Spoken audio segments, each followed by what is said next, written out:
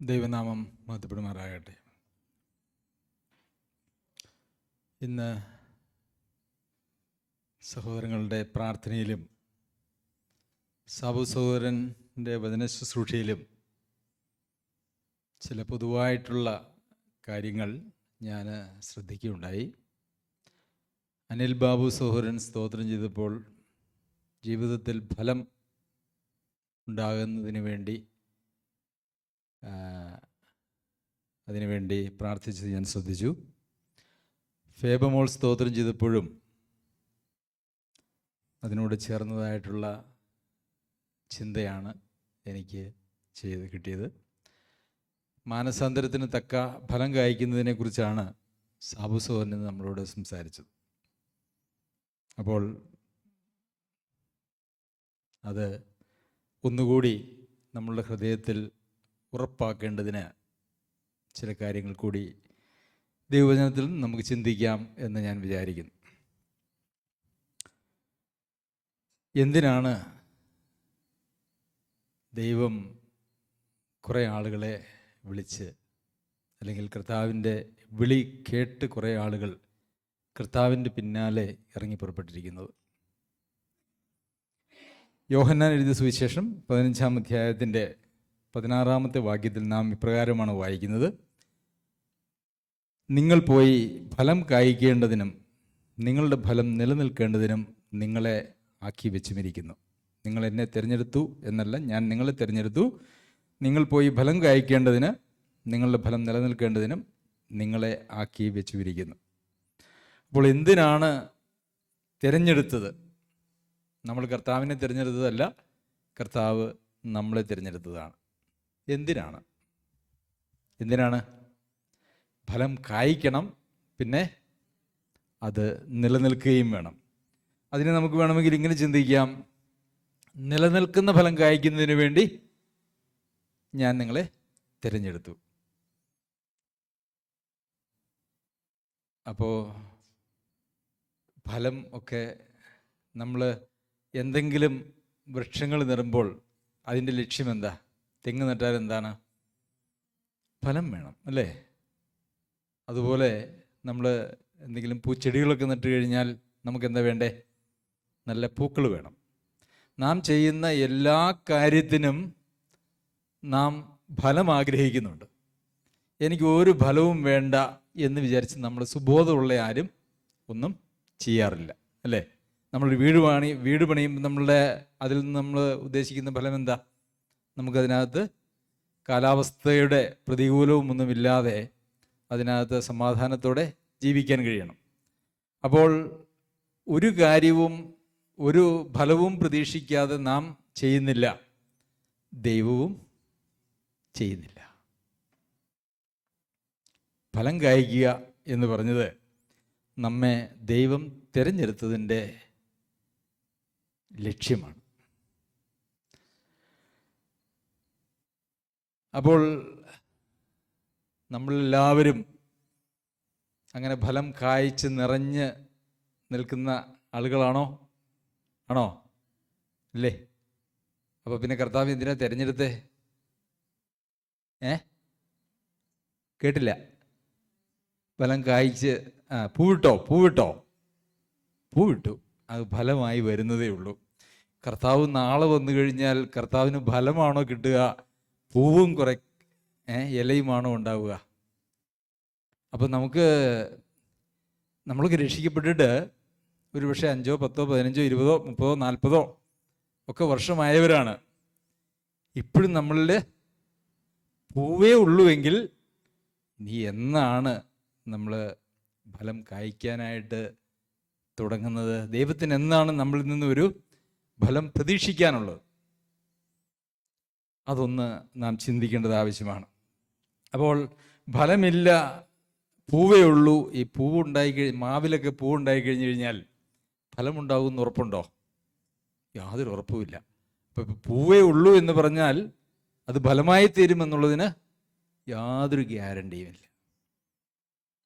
നമ്മുടെ ബേബി സഹോദരൻ വാഴയൊക്കെ നട്ട്, ദൈവം അനുഗ്രഹിക്കട്ടെ, നല്ല കുലകളൊക്കെ കൊടുക്കട്ടെ. പലപ്പോഴും വാഴ നട്ട് പലപ്പോഴും പ്രതികൂലമായിട്ടുള്ള കാലാവസ്ഥയൊക്കെ വരുമ്പം നമ്മൾ ഫലം പ്രതീക്ഷിക്കുന്നെങ്കിലും അതിന് ഫലം പലപ്പോഴും കിട്ടിയിട്ടില്ല എന്നുള്ളതൊരു യാഥാർത്ഥ്യം.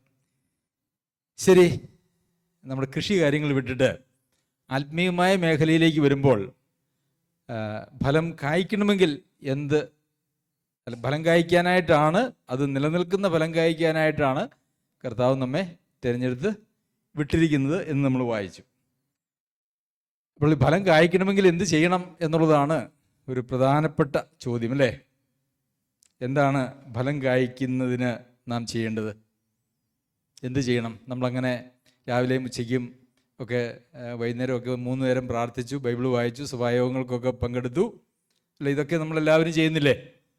ഉണ്ടല്ലേ? എന്നിട്ടും പറയുന്നത് പൂവേ ഉള്ളൂ, ഫലമായിട്ടില്ലെന്നാണ്. അപ്പോൾ പിന്നെ ഫലം കായ്ക്കാൻ എന്താ ചെയ്യണ്ടേ? എന്തോ ഒന്ന് ചെയ്യണം, അല്ലേ?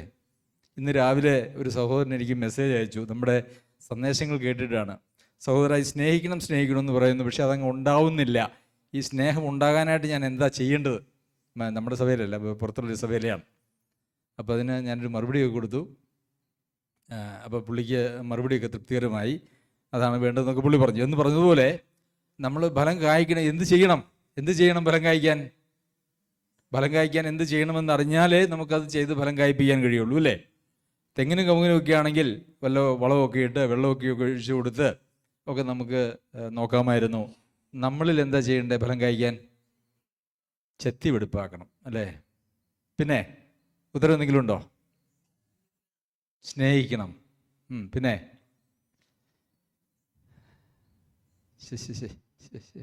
ചുമ്മാതെയല്ല ഈ പൂവായിട്ട് നിന്നിട്ട് അവസാനം പൂ കൊഴിഞ്ഞും പോയി കായൊന്നും ഉണ്ടാകാത്ത അവസരം നമ്മൾ ജീവിക്കുന്നത്.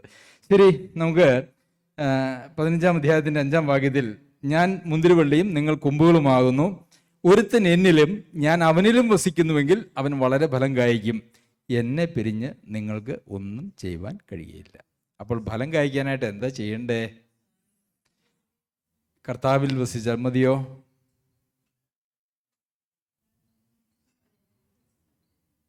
അവിടെ എഴുതിയേക്കുന്നത് എന്താ? അവിടെയാണ് പ്രശ്നം, അല്ലേ? നമ്മൾ ആരിൽ വസിക്കണം? നമ്മൾ കർത്താവിൽ വസിക്കണം. പിന്നെ കർത്താവ് നമ്മിലും വസിക്കണം. സഭയിലെല്ലാം ഇപ്പോഴും തമ്മിൽ അന്യോന്യം എന്നൊക്കെയാണ് എന്ന് നമ്മൾ പലപ്പോഴും പറഞ്ഞിട്ടുണ്ട്. അതൊക്കെ നമുക്ക് കാണാപ്പാടമാണ്. അതുപോലെ തന്നെ ദൈവവും കർത്താവും നമ്മളുമായിട്ടുള്ള ബന്ധവും അത് തമ്മിലാണ്. നാം കർത്താവിൽ വസിക്കുകയും കർത്താവ് നമ്മിൽ വസിക്കുകയും ചെയ്താൽ അവിടെയും ഇവിടെയും ഓരോ കായ ഉണ്ടാവുന്നാണോ? എന്താ എഴുതിയിരിക്കുന്നത്? വളരെ ഫലം കായ്ക്കും. അപ്പൊ നമുക്ക് ഫലം കായ്ക്കുന്നില്ലെങ്കിൽ അതിൻ്റെ അർത്ഥം എന്താ? കർത്താവിൽ നാം ദൈവവചനത്തിൽ ആഗ്രഹിക്കുന്നത് പോലെ, കർത്താവ് ആഗ്രഹിക്കുന്നത് പോലെ നാം കർത്താവിൽ വസിക്കുന്നുമില്ല, കർത്താവ് നമ്മിൽ വസിക്കുന്നുമില്ല. കർത്താവിൽ നാം വസിക്കുന്നുണ്ട്, കർത്താവ് നമ്മിലും വസിക്കുന്നുണ്ട് എങ്കിൽ ഫലം എന്ന് പറയുന്നത് ഉറപ്പാണ്. അപ്പോൾ അതിൻ്റെ അർത്ഥം നാം കർത്താവിൽ വസിക്കുന്നില്ല എന്നുള്ളതാണ്.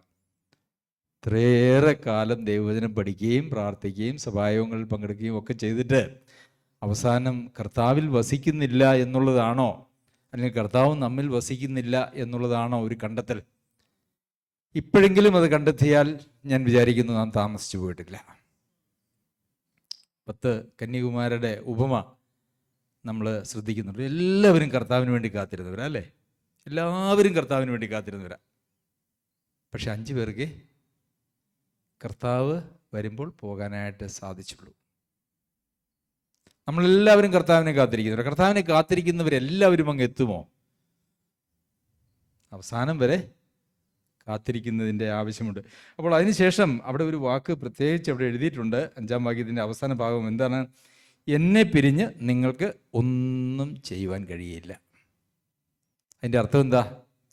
എന്നെ പിരിഞ്ഞ് നിങ്ങൾക്ക് ഒരു ഫലവും കായ്ക്കാൻ കഴിയില്ല എന്നാണ് അവിടെ എഴുതിയിരിക്കുന്നത്, അല്ലേ? ശരിയല്ലേ? വ്യാഖ്യാനം ആവശ്യമുണ്ടോ? ഇല്ല. വളരെ കൃത്യമായിട്ട് എന്നെ പിരിഞ്ഞ് നിങ്ങൾക്ക് ഒന്നും ചെയ്യുവാൻ കഴിയില്ല എന്ന് പറയുമ്പോൾ, ഒരുവൻ എന്നിൽ വസിച്ചാലും ഒരുവൻ എന്നിലും ഞാൻ അവരിലും വസിച്ചാൽ അവൻ വളരെ ഫലം കായ്ക്കും എന്ന് പറഞ്ഞിട്ട്, എന്നെ പിരിഞ്ഞ് നിങ്ങൾക്ക് ഒന്നും ചെയ്യുവാൻ കഴിയുകയില്ല എന്ന് പറഞ്ഞാൽ കർത്താവിനെ പിരിഞ്ഞിട്ട് ഒരു ഫലവും നമ്മൾക്ക് കായ്ക്കുവാനായിട്ട് പുറപ്പെടുവിക്കുവാനായിട്ട് കഴിയുകയില്ല. അപ്പോൾ കർത്താവിലെ വിട്ടാണ് നമ്മുടെ ജീവിതത്തിലെ ഈ ഓട്ടം. കഴിഞ്ഞ ആഴ്ച നമ്മൾ ചിന്തിച്ച പല കാര്യങ്ങളിൽ ഒരു കാര്യം, നമ്മൾ വചനം കേട്ടിട്ടത് ചെയ്യാതെ നമ്മളെ തന്നെ ചന്തിക്കുന്ന വഞ്ചിക്കുന്ന ആളുകളായിട്ട് നമ്മൾ തീർന്നുപോയി, അല്ലെങ്കിൽ തീർന്നു പോകാൻ സാധ്യതയുണ്ട് എന്നാണ്. ഇന്ന് നമ്മൾ കാണുന്നത് എന്താ? നാം കർത്താവിനോട് ഒട്ടിച്ചേർന്നുള്ള ഒരു ജീവിതമല്ല. ഒരു പക്ഷേ നമുക്കങ്ങനെ ആർക്കും ആരെയും വിധിക്കുവാനായിട്ട്, സംശയവിചാരങ്ങളെ വിധിക്കുവാനായിട്ട് കഴിയുകയില്ല എന്ന് മാത്രവുമല്ല, എല്ലാവരുടെയും ഫലങ്ങളെ നമുക്കങ്ങനെ നോക്കിയാൽ കാണാനും കഴിയുകയില്ല. അതൊക്കെ വെളിപ്പെടുന്ന ഒരു ദിവസമുണ്ട്. അതുകൊണ്ട് ആരില്ലെങ്കിലുമൊക്കെ ഫലമുണ്ട് എന്നോ ഇല്ല എന്നോ നമ്മുടെ നഗ്ന നേത്രങ്ങൾ കൊണ്ട് കണ്ടു വിധിക്കാനായിട്ട് കഴിയുകയില്ല എന്നുള്ളതൊരു യാഥാർത്ഥ്യം. അതൊക്കെ ന്യായം വിധിക്കുന്ന ദൈവമുണ്ട്. പക്ഷേ ഫലമില്ല എന്ന് നിങ്ങൾ പലരും അങ്ങനെ പരസ്യമായിട്ട് പറഞ്ഞതുകൊണ്ട് നമ്മളൊരു വലിയ അപാകതയുണ്ട്. നമ്മൾ ക്രിസ്തുവിൽ വസിക്കുന്നില്ല, അല്ലെങ്കിൽ ക്രിസ്തു നമ്മളിൽ വസിക്കുന്നില്ല. ക്രിസ്തു നമ്മളിലും നാം ക്രിസ്തുവിലും വസിക്കാതെ ഒന്നും ഫലം കായ്ക്കുന്ന കാര്യത്തിൽ ഇല്ല. ഒരു വളവും ഇട്ട് കൊടുത്താലും ഒരു മരുന്നടിച്ചാലും എന്ത് ചെയ്താലും ഒരു കാര്യവുമില്ല. ഒരൊറ്റ കാര്യമാണ് വേണ്ടത്. എന്താണ്? ക്രിസ്തുവിൽ വസിക്കുക. ക്രിസ്തുവിൽ വസിക്കുമ്പോൾ എങ്ങനെയാണ് നമ്മൾ ഫലം ഉണ്ടാകുന്നത്? ഞാൻ മുന്തിരിവള്ളിയും നിങ്ങൾ കൊമ്പുകളുമാകുന്നു. ഈ കൊമ്പുകളിൽ പൂവും കായും ഒക്കെ ഉണ്ടാകണമെങ്കിൽ അതിന് വേണ്ടുന്നതായിട്ടുള്ള പോഷകങ്ങളും ജലവും ഒക്കെ കിട്ടുന്നത് എന്തിലൂടെയാ? മുന്തിരിവള്ളിയിലൂടെയാണല്ലേ. അപ്പോൾ കർത്താവിലൂടെയാണ് നമ്മളിലേക്ക് ഫലം കായ്ക്കാനായിട്ടുള്ള എല്ലാ കാര്യങ്ങളും വരുന്നത്. സംഗതി വളരെ കൃത്യമായിട്ട് നമുക്ക് മനസ്സിലാക്കാൻ കഴിയും. എല്ലാ പോഷകങ്ങളും നമുക്ക് കിട്ടണമെങ്കിൽ അതിലൊരൊറ്റ വഴിയേ ഉള്ളൂ. എന്താണ്? ക്രിസ്തുവാകുന്ന മുന്തിരിവള്ളിയിൽ നിന്ന് കൊമ്പുകളാകുന്ന നാം പോഷകങ്ങളും ജലവും ഒക്കെ സ്വീകരിച്ച് ഫലം കായ്ക്കാനായിട്ട് സാധിക്കും. നമുക്ക് ക്രിസ്തുവല്ലാതെ ഫലം കായ്ക്കാൻ, ഫലം തരാൻ നമ്മളെ പ്രാപ്തിപ്പെടുത്തുന്ന, നമ്മെ സഹായിക്കുന്ന യാതൊന്നും ഈ ലോകത്തില്ല. അപ്പോൾ ക്രിസ്തു എന്നിലും ഞാൻ ക്രിസ്തുവിലും വസിക്കുന്നു എന്നാണ് പറയുന്നത്. അങ്ങനെയാണെങ്കിൽ മാത്രമേ ഫലം കായ്ക്കാനായിട്ട് കഴിയുള്ളൂ. അപ്പോൾ ഫലം കായ്ക്കുന്നില്ല എന്ന് കുറച്ച് പേരൊക്കെ സത്യസന്ധരായിട്ടുള്ള ആളുകൾ പറഞ്ഞു. സത്യസന്ധത കുറവുള്ള ആളുകൾ മിണ്ടാതിരിക്കും, അല്ലെങ്കിൽ കായ്ക്കുന്നുണ്ടെന്നൊക്കെ പറയും. അപ്പോൾ ഈ ഫലം കായ്ച്ചില്ലെങ്കിൽ പിന്നെ എന്താണ് പ്രശ്നം? ഇങ്ങനെയൊക്കെ അങ്ങ് പോയി, നാളെ കർത്താവ് വന്നു, നമ്മളിൽ ഫലമൊന്നും നമ്മൾ നോക്കിയിട്ടില്ല, കർത്താവ് നോക്കിയിട്ട് ചിലപ്പോൾ ഉണ്ടാകും, ചിലപ്പോൾ ഇല്ലാതിരിക്കും, എനിക്കറിയില്ല. അപ്പോൾ കർത്താവ് വരുമ്പോൾ നമ്മൾ ഫലമില്ലാത്തവരാണെങ്കിൽ എന്താണ് അതിൻ്റെ പ്രത്യാഘാതം?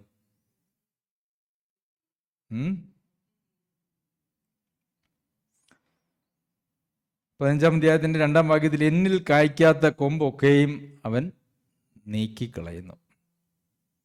കായ്ച്ചില്ലെങ്കിലും വേണ്ട, തണൽ തരും എന്നുള്ള പരിപാടിയൊന്നും ദൈവസഭയിൽ അല്ലെങ്കിൽ ദൈവരാജ്യത്തിൽ ഇല്ല.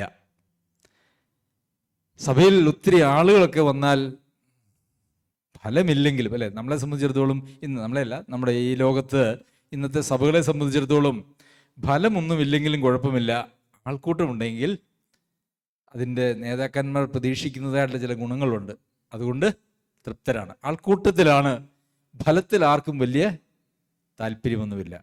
നിലനിൽക്കുന്ന ഫലം, അതിൽ ആളുകൾക്ക് താല്പര്യമില്ല. പക്ഷെ നമുക്കങ്ങനെയല്ല, അല്ലേ? നമുക്ക് നിലനിൽക്കുന്ന ഫലം വേണം എന്ന് ചിന്തിക്കുന്ന ആളുകളാണ്.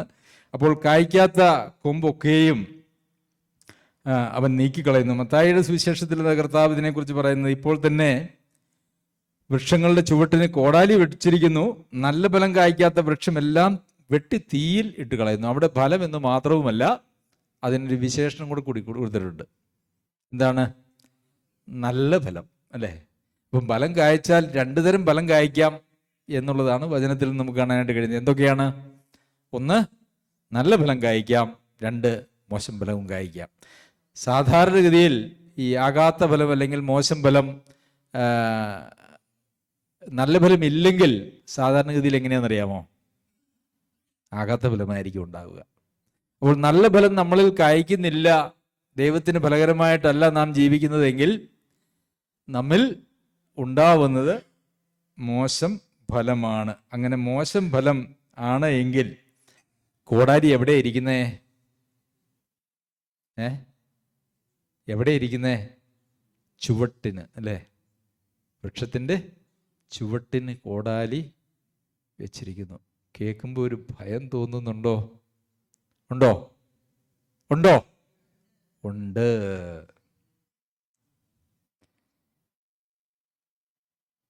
ഇപ്പോൾ തന്നെ വൃക്ഷങ്ങളുടെ ചുവട്ടിന് കോടാലി വെച്ചിരിക്കുന്നു. നല്ല ഫലം കായ്ക്കാത്ത വൃക്ഷം എല്ലാം വെട്ടി തീയിൽ ഇട്ടുകളയുന്നു. നല്ല ഫലം കായ്ക്കാത്ത വൃക്ഷം എല്ലാം. അതിനകത്ത് വൃക്ഷങ്ങളെ വെട്ടി തീയിലിടുന്നതിനുള്ള ഒരൊറ്റ യോഗ്യതയുള്ളൂ. ഇടണോ ഇടണ്ടയോ എന്നുള്ളതിനുള്ള ഒറ്റ യോഗ്യതയുള്ളൂ. എന്താണത്? നല്ല ഫലമുണ്ടോ എന്നുള്ളതാണ്. നല്ല ഫലം കായ്ക്കാത്ത എല്ലാ വൃക്ഷവും, മോശം ഫലം കായ്ച്ചാലും ഫലമൊന്നുമില്ലെങ്കിലും, ചില ആളുകളുണ്ട്, ഞാനായിട്ട് ആർക്കും ഒരു ഉപദ്രവവും ചെയ്യുന്നില്ല, ഞാൻ ആരുടെയും കാര്യത്തിൽ ഇടപെടുന്നുമില്ല, ആരും എൻ്റെ കാര്യത്തിൽ ഇടപെടുകയും വേണ്ട. അങ്ങനത്തെ വൃക്ഷങ്ങൾ എന്തെന്നാ പറയാന്നറിയോ? എന്താ പറയുക? അവരാർക്കെങ്കിലും മോശം ഫലം ഉണ്ടാക്കുന്നുണ്ടോ? ഇല്ല, ആർക്കും ഒരു മോശം ഫലവും കൊടുക്കുന്നില്ല. അവർ കറക്റ്റ് 10 മണിക്കാണ് ആരാധന തുടങ്ങുന്നതെങ്കിൽ 10 മണിക്ക് വരുന്നു. 12 മണിക്ക് കഴിയുന്നുവെങ്കിൽ, ഒരു പക്ഷേ 10 മണിക്ക് തുടങ്ങി 12 മണിക്ക് കഴിയുകയാണെങ്കിൽ ഒരു 10:05 കയറി വരുന്നു, പാട്ട് പാടുന്നു, സ്തോത്രം ചെയ്യുന്നു, അതിനുശേഷം ഒരു സന്ദേശമൊക്കെ കേൾക്കുന്നു. 12 മണിക്ക് തീരുകയാണെങ്കിൽ 11:55 അവർ പോകുന്നു. എന്തെങ്കിലും മോശം ഫലമുണ്ടോ? ദുർമാതൃക എന്ന് പറഞ്ഞൊരു ഫലമുണ്ട്. അതല്ലാതെ യാതൊരു മോശം ഫലവും അവരിലില്ല. പക്ഷെ ഫലം കായ്ച്ചിട്ടില്ല. അപ്പോൾ ഫലം കായ്ക്കാത്ത വൃക്ഷങ്ങളും വെട്ടി തീയിലിടും, നല്ല ഫലം കായ്ക്കാത്ത വൃക്ഷങ്ങളും വെട്ടി തീയിലിടും. പ്രിയമുള്ളവരെ, നമ്മൾ ഈ ഗണത്തിൽ ഏതിലാണ് വരുന്നത്? ഏതിലാ വരുന്നത്?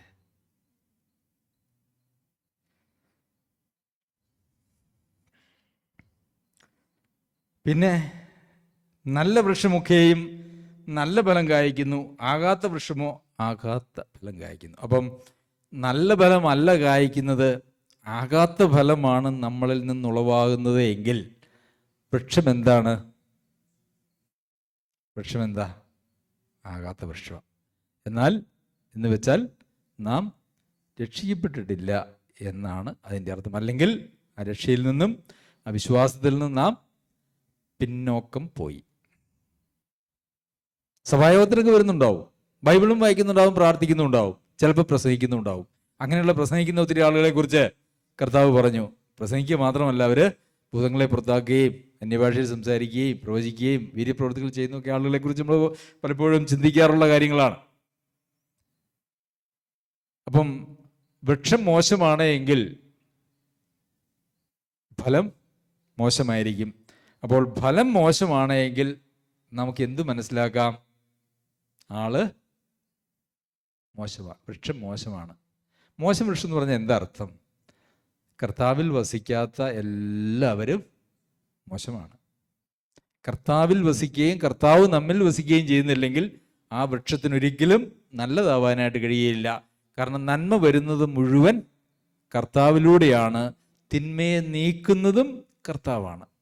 തിന്മയെ നീക്കുന്നത് കർത്താവാണ്, നന്മ വരുന്നത് കർത്താവിലൂടെയാണ്. അതുകൊണ്ടാണ് കർത്താവിൽ വസിച്ചിട്ടല്ലാതെ ഞാൻ നിങ്ങളിലും നിങ്ങൾ എന്നിലും വസിച്ചാൽ നിങ്ങൾ വളരെ ഫലം കായ്ക്കുമെന്ന് പറയുന്നത്.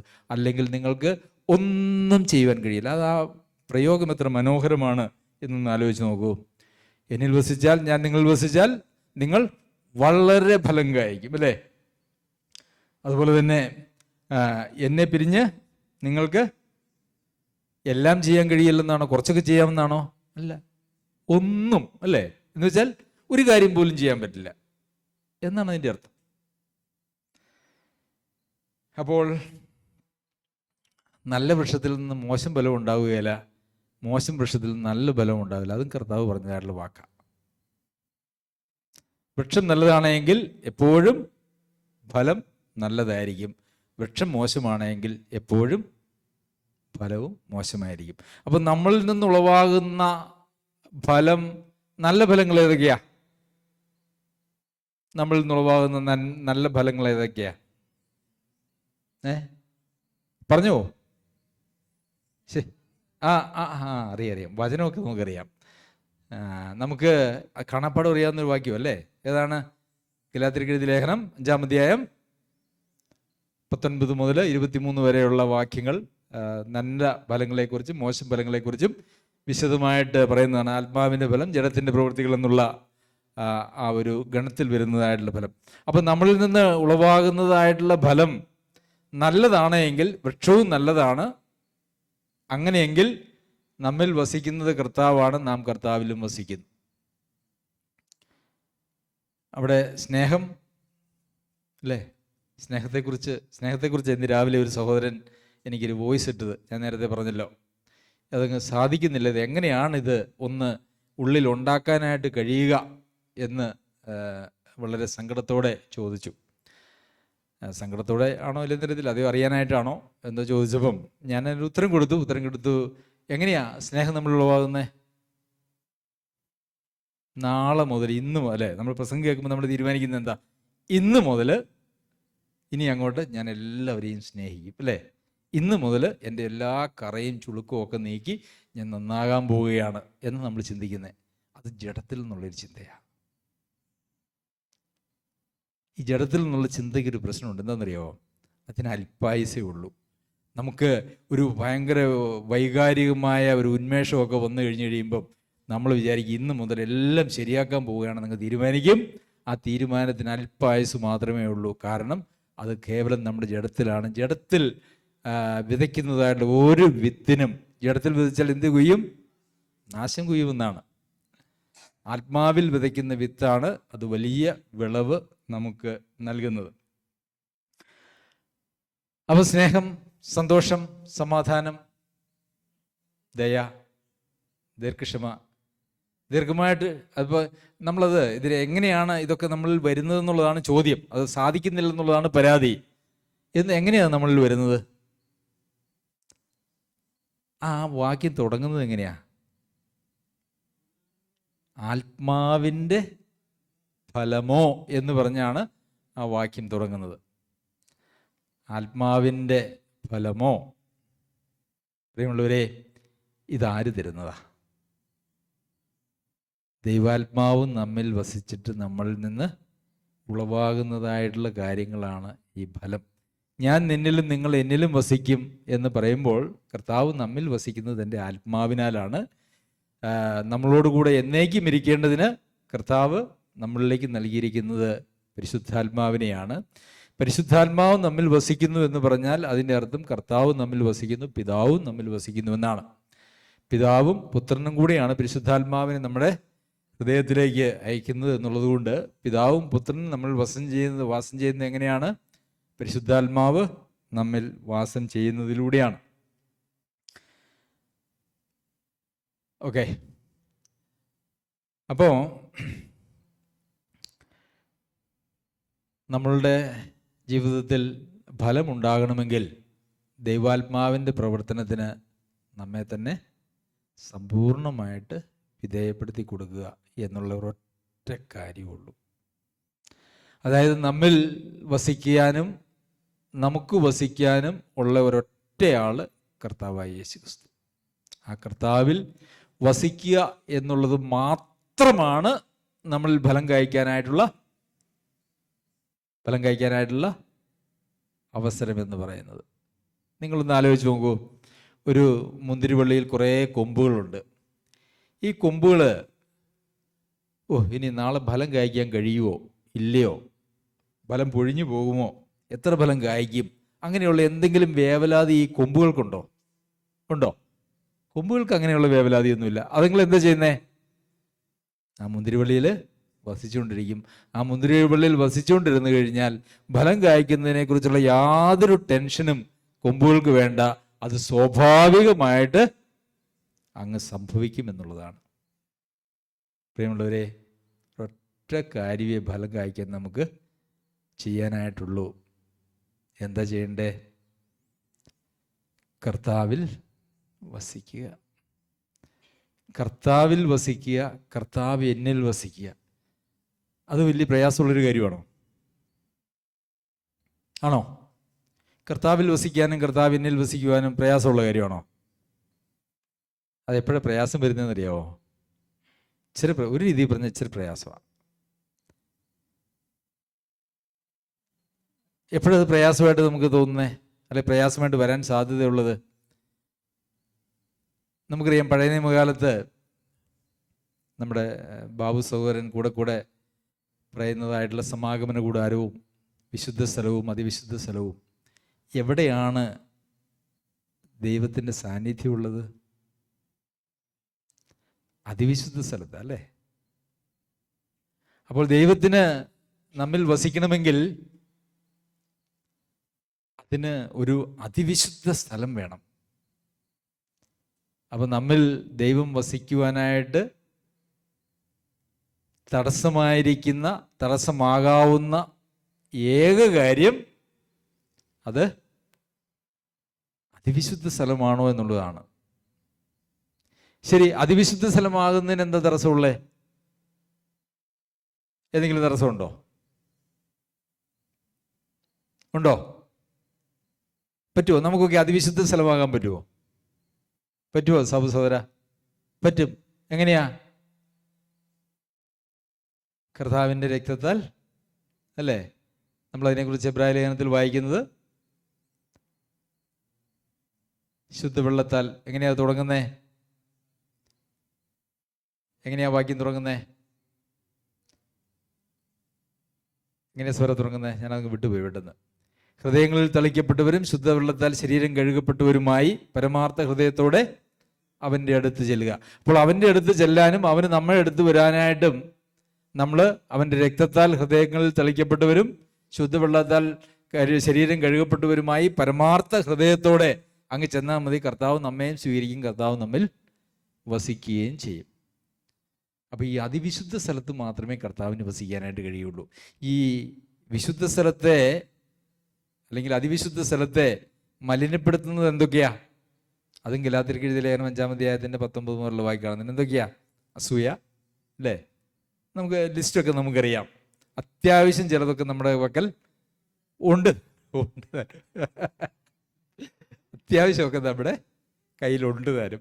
അപ്പോൾ നമ്മുടെ അതിവിശുദ്ധ സ്ഥലത്തെ മലിനപ്പെടുത്തുന്നതായിട്ടുള്ള കാര്യങ്ങളെല്ലാം നമ്മളെ കൊണ്ട് കളഞ്ഞിട്ട് അതിനെ കർത്താവിൻ്റെ രക്തത്താൽ അങ്ങ് ശുദ്ധീകരിച്ചു കഴിഞ്ഞാൽ കർത്താവിന് നമ്മിലും നമുക്ക് കർത്താവിലും വസിക്കാനായിട്ട് സാധിക്കും.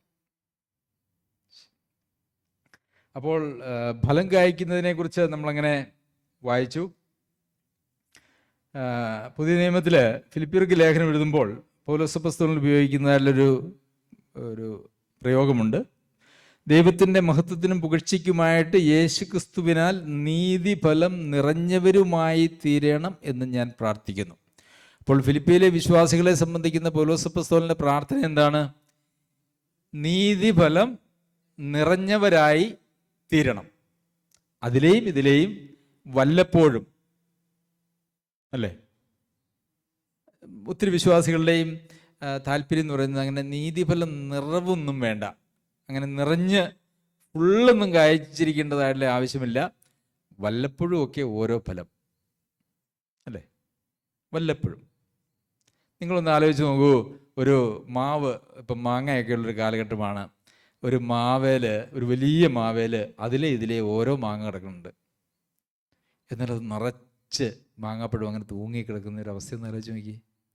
നമ്മളിൽ നിന്ന് എന്തെങ്കിലും ചില ഫലങ്ങളല്ല കർത്താവ് പ്രതീക്ഷിക്കുന്നത്, മറിച്ച് നീതിഫലം വളരെ ഫലം കഴിയും അല്ലേ? നമ്മൾ യോഹന്നാൻ എഴുതിയ സുവിശേഷം 15-ാം അധ്യായത്തിൽ വായിച്ചത് വളരെ ഫലമെന്നാണ്. ഇവിടെ നമ്മൾ വായിക്കുന്നത് നീതിഫലം നിറഞ്ഞവരായി തീരണം. അപ്പോൾ ചില ആളുകൾ ഇങ്ങനെ പറയാറുണ്ട്, ആ മാവേലേക്ക് നോക്കിയ ഇലയൊന്നും കാണാനില്ല, മുഴുവൻ മാങ്ങയാ. ഈ നീതിഫലം നിറഞ്ഞവരായി തീരുക എന്ന് പറഞ്ഞാൽ എന്താ അതിൻ്റെ അർത്ഥം? നോക്കിക്കഴിഞ്ഞാൽ മുഴുവൻ ഫലമേ ഉള്ളൂ, ആളെ കാണാനില്ല അല്ലേ? മാവ് കാണാനില്ല, ഫലം മാത്രമേ ഉള്ളൂ എന്നുള്ളതാണ് ഈ നീതിഫലം നിറഞ്ഞു കഴിഞ്ഞാൽ നമുക്ക് കാണാനായിട്ട് കഴിയുക. അപ്പോൾ ആളെ നോക്കുമ്പോൾ ആളെ കാണില്ല, മുഴുവൻ ഫലങ്ങളേ ഉള്ളൂ. അതാണ് അങ്ങനെ നിറഞ്ഞവരായി ജീവിക്കുക എന്നുള്ളതാണ് ദൈവത്തിൻ്റെ മക്കളെ കൊണ്ട് ഉദ്ദേശിക്കുന്നതായ കാര്യം. അത് തന്നെ കർത്താവും പറഞ്ഞു, നിങ്ങൾ വളരെ ഫലം കായ്ക്കുന്നതിനാൽ എൻ്റെ പിതാവ് മഹത്വപ്പെടുന്നു, അങ്ങനെ നിങ്ങൾ എൻ്റെ ശിഷ്യന്മാരാകും. അപ്പോൾ നിങ്ങൾ വളരെ ഫലം കായ്ക്കുന്നതിനാൽ ആര് മഹത്വപ്പെടുന്നു? പിതാവ് മഹത്വപ്പെടുന്നു, അങ്ങനെ നിങ്ങൾ എൻ്റെ ശിഷ്യന്മാർ ആകും. അങ്ങനെ നിങ്ങൾ എൻ്റെ ശിഷ്യന്മാർ ആകും. അപ്പോൾ ഈ ഫലം കായ്ക്കുന്നില്ല, വളരെ ഫലം കായ്ക്കുന്നില്ല എങ്കിൽ നമ്മളുടെ അവസ്ഥ എന്താ? ശിഷ്യന്മാരാണോ? എന്തുകൊണ്ടാണ് ശിഷ്യന്മാരല്ലെന്ന് പറയുന്നത്? നമ്മൾ അവനിൽ വസിക്കുന്നുണ്ടെങ്കിൽ ഫലം കായ്ക്കും, അല്ലേ? നീതിഫലം നിറഞ്ഞവരായി തീരും, വളരെ ഫലം കായ്ക്കും. ഇങ്ങനെ വളരെ ഫലം കായ്ക്കുന്നില്ല എങ്കിൽ അതിൻ്റെ അർത്ഥം എന്താ? നാം അവനിൽ വസിക്കുന്ന ഇല്ല, അപ്പോൾ അവൻ്റെ ശിഷ്യന്മാരല്ല. ഇതിന് ചില സഭകളൊക്കെ പഠിപ്പിക്കുന്നൊരു ഉപദേശമുണ്ട്. വിശ്വാസികൾ എന്ന് പറഞ്ഞാൽ 2 തരമുണ്ട്.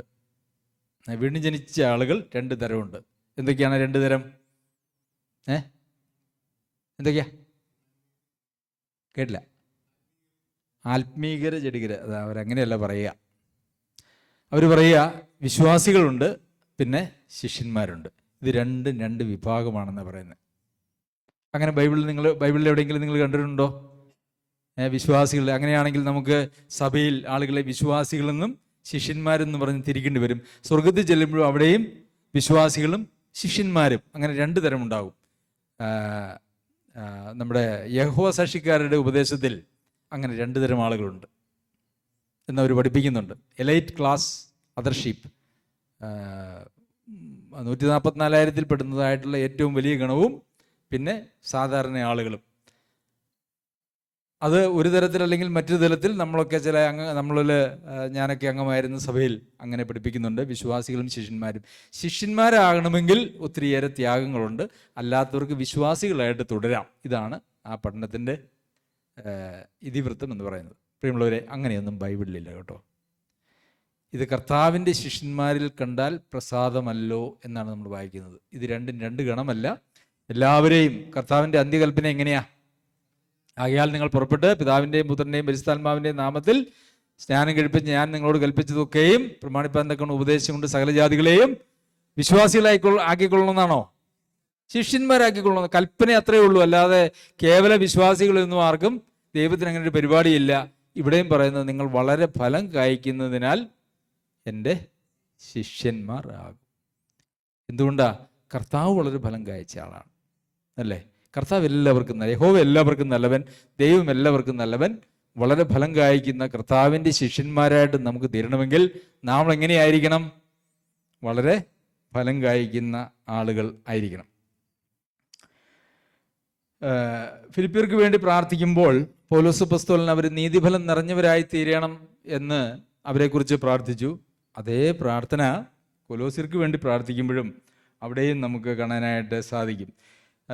നിങ്ങൾ പൂർണ്ണ പ്രസാദത്തിനായി കർത്താവിന് യോഗ്യമാകുംവണ്ണം നടന്ന് ആത്മീകമായ സകല ജ്ഞാനത്തിലും വിവേകത്തിലും അവൻ്റെ ഇഷ്ടത്തിൻ്റെ പരിജ്ഞാനം കൊണ്ട് നിറഞ്ഞു വരണമെന്നും സകല സൽപ്രവൃത്തിയിലും ഫലം കായ്ച്ച് ദൈവത്തെക്കുറിച്ചുള്ള പരിജ്ഞാനത്തിൽ വളരണമെന്നും. സകല സൽപ്രവൃത്തിയിലും ഫലം കായ്ച്ച്. ചില സൽപ്രവൃത്തികൾ വല്ലപ്പോഴും ഒക്കെ അങ്ങനെയല്ല, അല്ലേ? സകല സൽപ്രവൃത്തികളിലും ഫലം കായ്ച്ച് ദൈവത്തെക്കുറിച്ചുള്ള പരിജ്ഞാനത്തിൽ വരണം. അപ്പം ദൈവത്തെക്കുറിച്ചുള്ള പരിജ്ഞാനത്തിൽ വളരണമെങ്കിൽ എന്തുണ്ടായിരിക്കണം? അതിന് മുമ്പേ ഫലം കായ്ക്കാൻ തുടങ്ങണം, അല്ലേ? ഞാൻ വിചാരിക്കുന്നു പലപ്പോഴും ദൈവവചനം ധാരാളം കേട്ടിട്ടും ഈ ദൈവിക പരിജ്ഞാനം അനേക വിശ്വാസികളിലും ഉളവായി വരുന്നത് കാണാൻ പറ്റുന്നില്ല. കാരണം ഞാൻ അതിനെക്കുറിച്ച് ചിന്തിച്ചപ്പോൾ എനിക്ക് കിട്ടിയ ഒരൊറ്റ ഉത്തരമേ ഉള്ളൂ. ഇതൊക്കെ ദൈവവചനം അങ്ങനെ പഠിക്കുക എന്നുള്ളതല്ലാതെ, അതായത് ഈ മുന്തിരിവള്ളിയിൽ നിന്നും പരമാവധി രസം ഇങ്ങ് ഊറ്റിയെടുക്കുക എന്നുള്ളതല്ലാതെ ഫലം കായ്ക്കാനായിട്ടുള്ള യാതൊരു താല്പര്യവുമില്ല. അതുകൊണ്ട് എന്തു പറ്റി? ഫലമൊന്നുമില്ല. പഠിച്ച് കുറച്ച് എന്തൊക്കെയോ കുറച്ച് ഇൻഫർമേഷൻ, കുറച്ച് അറിവുകൾ അവരുടെ ഹൃദയത്തിലല്ല, അവരുടെ ബുദ്ധിമണ്ഡലത്തിലുണ്ട് എന്നുള്ളതല്ലാതെ അത് ഒരു ഫലം കൊടുക്കുന്ന ഒരവസ്ഥയിലില്ല. ഫലം കായ്ക്കുന്ന ആളുകൾക്ക് മാത്രമേ ദൈവത്തെക്കുറിച്ചുള്ള പരിജ്ഞാനത്തിൽ വളരുവാനായിട്ട് കഴിയുകയുള്ളൂ. ദൈവം അവർക്കേ ദൈവികമായിട്ടുള്ള പരിജ്ഞാനം കൊടുക്കുകയുള്ളൂ എന്നർത്ഥം. ഫലം കായ്ക്കാൻ താല്പര്യമില്ലാത്ത, ഫലം പുറപ്പെടുവിക്കാത്തത, അതിലെയും ഇതിലെയുമല്ല, നീതിഫലം നിറഞ്ഞവരായി തീരുകയും വളരെ ഫലം കായ്ക്കുകയും ചെയ്യാൻ താല്പര്യമില്ലാത്തതായിട്ടുള്ള ഒരാൾക്കും നമുക്ക് എന്ത് ചെയ്യാൻ കഴിയില്ല? ദൈവത്തിൻ്റെ പരിജ്ഞാനത്തിൽ വളരുവാനായിട്ട് കഴിയില്ല.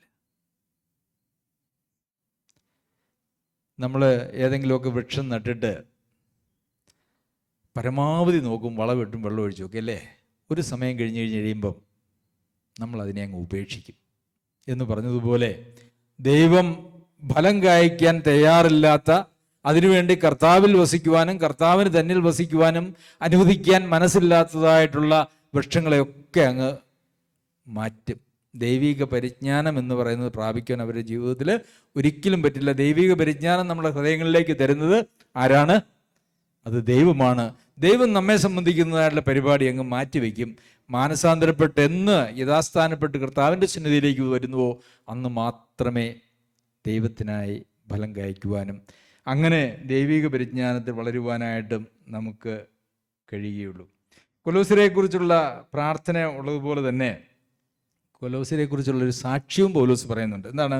ആ സുവിശേഷം സർവ്വലോകത്തിലും എന്ന പോലെ നിങ്ങളുടെ അടുക്കലും എത്തി, നിങ്ങൾ ദൈവകൃപയെ യഥാർത്ഥമായി കേട്ടറിഞ്ഞ നാൾ മുതൽ നിങ്ങളുടെ ഇടയിൽ എന്ന പോലെ സർവ്വലോകത്തിലും ഫലം കായ്ച്ചും വർദ്ധിച്ചും വരുന്നു.